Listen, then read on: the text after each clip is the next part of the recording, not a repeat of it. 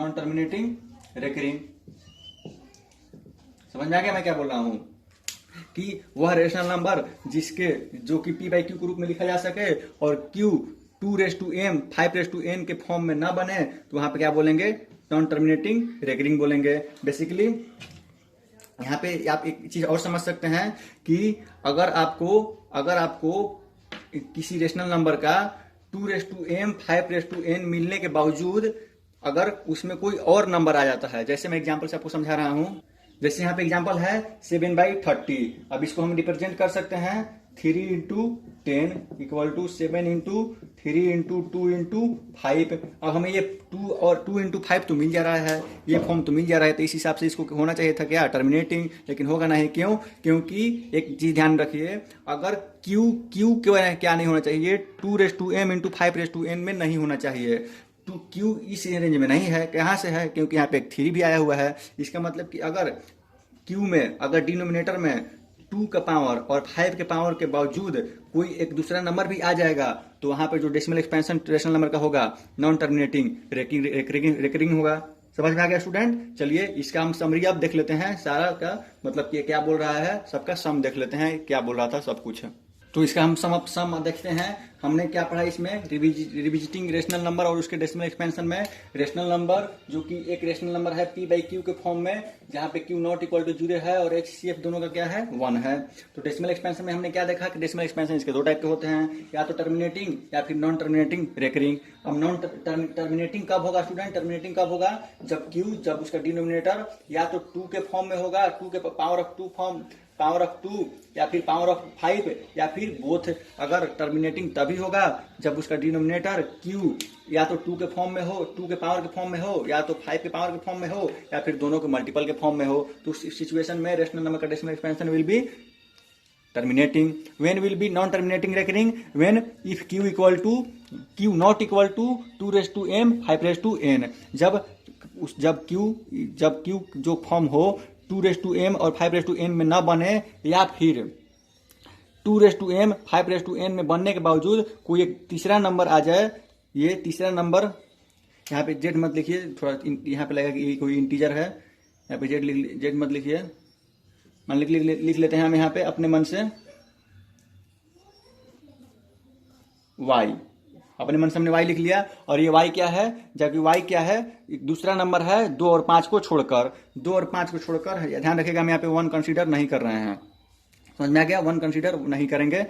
ये देख, इस तरह आपने देखा कि कब रेशनल नंबर का टर्मिनेटिंग होगा? जब उसका डिनोमिनेटर, जब उसका q या तो 2 के पावर के फॉर्म में हो, या तो 5 के पावर के फॉर्म में हो, या फिर दोनों के मल्टीप्लाई के फॉर्म में हो। कब नॉन टर्मिनेटिंग रेकरिंग होगा? जब उसका q 2 के पावर m और 5 के पावर n के फॉर्म में न हो, या फिर उन दोनों के बावजूद भी कोई तीसरा नंबर उसके साथ उपलब्ध हो, तो वहां पे यहाँ पे नॉन टर्मिनेटिंग रेकरिंग होगा उसका डेसिमल एक्सपेंशन उस रेशनल नंबर का। आई होप आपको ये बात समझ में आ गई होगी। चलिए अब इसके एग्जाम्पल्स देखते हैं।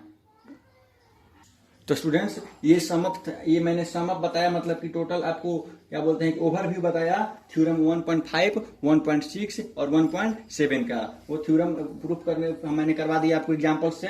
तो आप 1.5 थ्योरम, 1.6 थ्योरम, 1.7 याद भी कर सकते हैं, नहीं भी याद कर सकते हैं। बेसिकली उन तीनों में केवल एक ही बात बताई गई है जो मैंने अभी बताया कि कब टर्मिनेट होगा, कब नॉन टर्मिनेट होगा। आप उसको देख के ही पहचान सकते हैं कैसे, अभी हम लोग एग्जाम्पल से देखने वाले हैं। स्टूडेंट्स, ये क्वेश्चन क्या बोल रहा है? ये क्वेश्चन बोल रहा है विदाउट परफॉर्मिंग डिवीजन। आपको डिवीजन करके चेक नहीं करना है, आपको डिवीजन नहीं करना है। Right type of decimal expansion of given rational number. दिए गए रेशनल नंबर का डेसिमल एक्सपेंशन का टाइप पता कीजिए। डेसिमल एक्सपेंशन का टाइप पता करने से पहले आपको मैं फिर से याद दिला दूं कि रेशनल नंबर के 2 ही डेसिमल टाइप के डेसिमल एक्सपेंशन होते हैं। कौन कौन? एक टर्मिनेटिंग होगा या फिर नॉन टर्मिनेटिंग रेकरिंग होगा। चलिए देख लेते हैं कि नंबर 1 का क्या होगा। हम नंबर 1 लिख सकते हैं 17/2 क्यूब। अब स्टूडेंट, मैंने आपको क्या बताया कि अगर डिनोमिनेटर 2 के पावर में रहता है, या 5 के पावर में रहता है, या फिर 2 के पावर और 5 के पावर के मल्टीप्लाई में रहता है, तो वहां पे क्या होगा? टर्मिनेट होगा। तो इसका डेसिमल एक्सपेंशन क्या होगा? टर्मिनेट होगा। टर्मिनेटिंग डेसिमल एक्सपेंशन होगा इसका। आप बेसिकली इसको डिवीजन देके पीछे में चेक भी कर सकते हैं अगर आप चेक करने का मन है तो। इसको लिख लेते हैं 13/5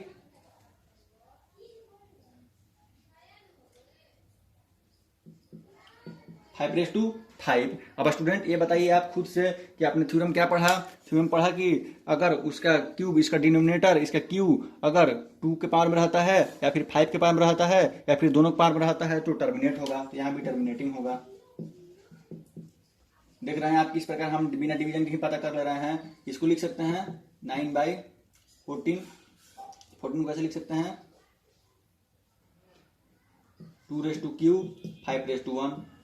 यहाँ पर स्टूडेंट यहाँ पे 2 के पावर में भी है, 5 के पावर में भी है, दोनों के मल्टीप्लाई में है, तो क्या ये पे टर्मिनेटिंग होगा कि नॉन टर्मिनेटिंग होगा? बिल्कुल टर्मिनेटिंग होगा, क्योंकि बताया गया है कि क्या बताया गया है कि अगर डेसिमल एक्सपेंशन 2 के पावर में रहे, किसके पावर में रहे, 2 के पावर में रहता है या फिर 5 के पावर में रहता है, सॉरी डेसिमल एक्सपेंशन नहीं, सॉरी क्या बोलते हैं कि डिनोमिनेटर मतलब कि नीचे वाला 2 के पावर में रहता है या फिर 5 के पावर में रहता है या फिर दोनों के पावर में रहता है, तो उसका डेसिमल एक्सपेंशन उस रेशनल नंबर का क्या होगा? टर्मिनेट होगा। अब इसका चेक कर लेते हैं 6/3 × 5। क्या स्टूडेंट इसका क्या होगा? Non terminating recurring. बिल्कुल आप गलत हैं, नॉन टर्मिनेटिंग रेकरिंग ना होगा, क्योंकि बताया गया था आपसे कि पी और क्यू क्या होना चाहिए? को प्राइम होना चाहिए। यहाँ पे को प्राइम नहीं है, ये यहाँ से हम इसको कैंसिल आउट करेंगे, 2/5 हो गया। अब स्टूडेंट ये को प्राइम हो गया, मतलब इन दोनों का HCF1 हो गया। हम बेसिकली सिंपलेस्ट फॉर्म, मैंने आपको पहले ही बताया था कि सिंपलेस्ट फॉर्म में कर लेंगे। अब ये सिंपलेस्ट फॉर्म में हो गया, तो अब यहाँ पे इसका डिनोमिनेटर 5 के पावर में हो गया। अब ये 5 के पावर में हो गया, मतलब कि इसका क्या होगा? डेसिमल एक्सपेंशन टर्मिनेट हो गया, टर्मिनेट। एक एग्जांपल और लेते हैं 5/54 5/54 लेते हैं। चलिए इसको देख लेते हैं 5/, अब देखिए यहाँ पे 2 के पावर में तो है, लेकिन एक दूसरा नंबर आया हुआ है 3^2q। इसका डेसिमल एक्सपेंशन क्या होगा? Non terminating recurring. समझ में आ गया स्टूडेंट? आई होप आपको अब ये सारी बातें समझ में आ गई होगी और इसके साथ आप क्लियर होंगे। तो स्टूडेंट्स, इस तरह आपने देखा कि डेसिमल एक्सपेंशन के बारे में। तो बेसिकली आपसे एक क्वेश्चन उल्टा भी पूछा जा सकता है कि एक रेशनल नंबर दे दिया जाएगा, आपसे बोला जाएगा रेशनल नंबर दे के कि आप ये इस रेशनल नंबर, जैसे मैं बोल रहा हूँ, जैसे कोई रेशनल नंबर दे दिया जाएगा और उसको, या फिर आपसे ये पूछा जा सकता है कि a number which has decimal terminate decimal expansion that number will be rational और इरेशनल। एक नंबर जिसका डेसिमल एक्सपेंशन टर्मिनेट है तो उसका क्या होगा? वो किस टाइप का नंबर होगा? रेशनल होगा कि इरेशनल होगा? तो क्या होगा? रेशनल होगा। समझ में आ रहा है मैं क्या बोल रहा हूँ? आपसे उल्टी बातें पूछी जा सकती है कि एक नंबर जिसका decimal expansion non terminating non recurring है, रेशनल होगा कि इरेशनल होगा? तो इरेशनल होगा। समझ में आ गया मेरी बात? चलिए अब नेक्स्ट क्वेश्चन देखते हैं। नॉन टर्मिनेटिंग नॉन रेकरिंग मतलब स्टूडेंट्स, मतलब उसके डेसिमल एक्सपेंशन में कोई भी पैटर्न नहीं रहेगा। जैसे आप एग्जांपल यहाँ पे देख सकते हैं, कोई भी यहाँ पे पैटर्न नहीं है, ये सारे क्या बोलते हैं कि इरेशनल नंबर है। जैसे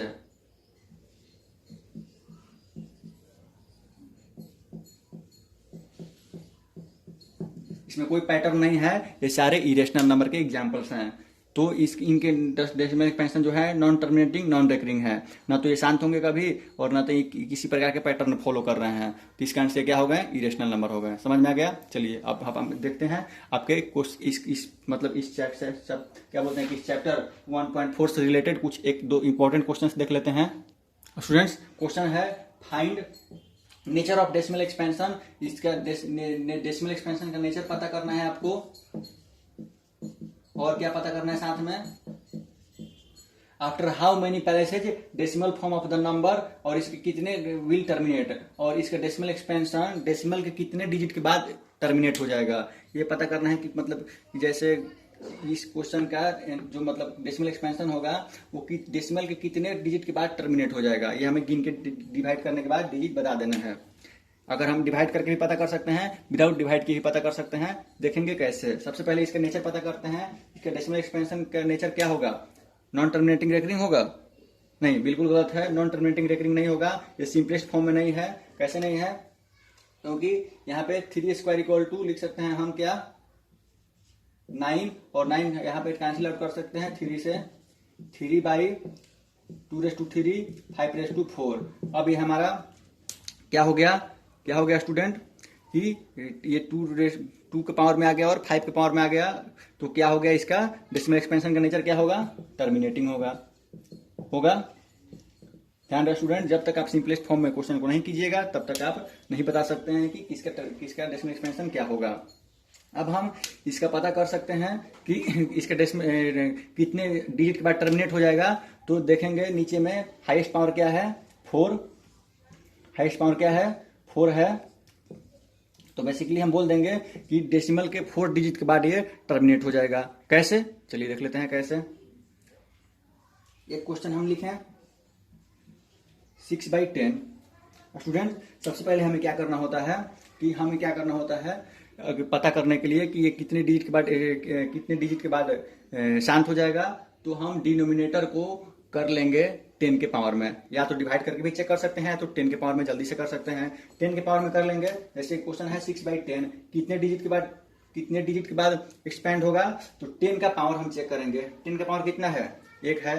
तो ये डेसिमल के 1 डिजिट के बाद शांत हो जाएगा। इसका मतलब यही होता है कि नहीं होता है। अब डेसिमल के 1 डिजिट बाद ही शांत हो गया कि नहीं हो गया। नेक्स्ट, जैसे इसको ये कितने डिजिट के बाद शांत होगा, डेसिमल आफ्टर डेसिमल कितने डिजिट के बाद शांत होगा, तो 2 डिजिट के बाद। क्यों, क्योंकि इसको लिख सकते हैं 2 है, पावर क्या है 10 का। 10 का पावर जितना रहेगा उतना डिजिट के बाद वो शांत हो जाएगा। यहाँ पे 10 का पावर 2 है, मतलब कि ये शांत हो जाएगा 2 डिजिट के बाद। देख लीजिए, आप खुद देख सकते हैं, टर्मिनेट हो गया कि नहीं हो गया। नेक्स्ट, जैसे ये कितने डिजिट के बाद टर्मिनेट होगा, मैं डायरेक्टली बोल सकता हूं 4 डिजिट के बाद। कैसे, इसको लिख सकते हैं 4/10⁴।